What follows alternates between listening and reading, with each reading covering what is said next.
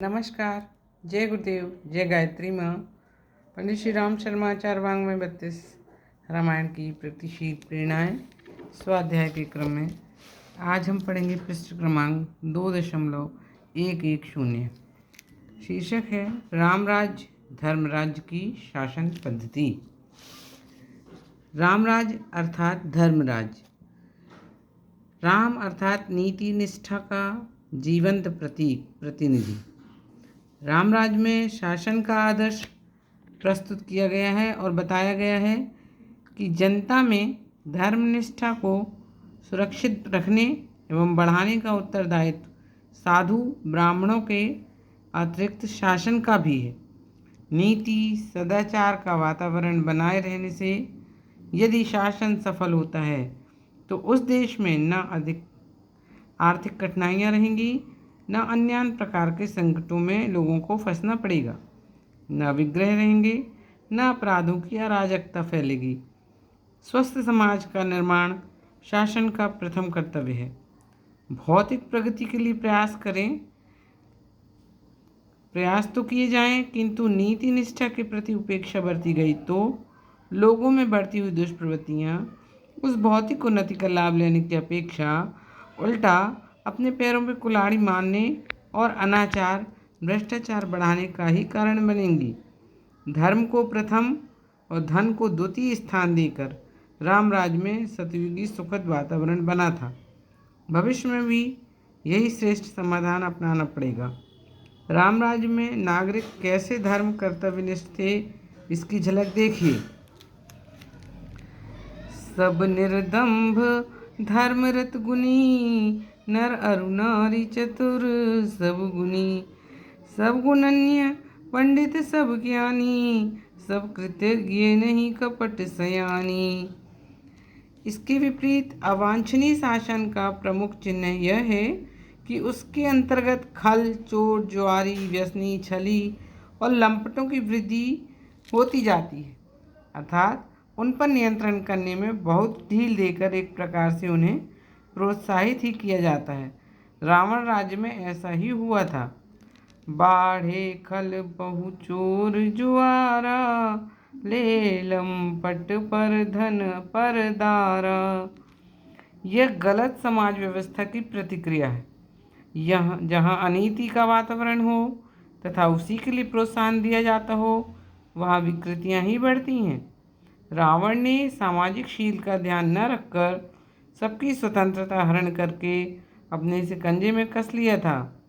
वह अपनी मनमर्जी का शासन करता था। उसके राज्य में धर्म नीति को कोई मान्यता न थी, वरन सारे कार्य औचित्य के विपरीत ही चलते थे। भुजबल विश्व बस्य करी, राखे से को न स्वतंत्र।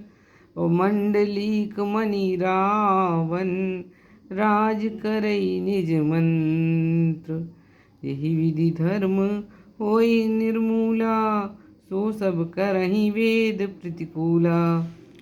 रामराज की पृष्ठभूमि में सामाजिक मर्यादाओं का निर्वाह अनिवार्य है। शासक के पीछे जनमत और जनसहयोग होना आवश्यक है। इसलिए शासकों की नियुक्ति विचारशील पंचों के मत से होनी चाहिए। राम को सिंहासन देने के संबंध में यही सोचा गया था कि यदि पंच लोगों का मत हो तो राम को राज्य दिया जाए। प्रजातंत्र की यही पद्धति है। जो पांच ही मत लागई नीका, करऊ अरस ही राम ही टीका। श्री राम जब राज सिंहासन पर बैठे तब भी वे भय और आतंक उत्पन्न नहीं करते। उन्होंने प्रजा से कहा कि राजा से डरने की आवश्यकता नहीं। यदि वह अनीति बरते तो उसे साहसपूर्वक निर्भयता के साथ रोकना चाहिए। राजा पर प्रजा का अंकुश रहना चाहिए। जो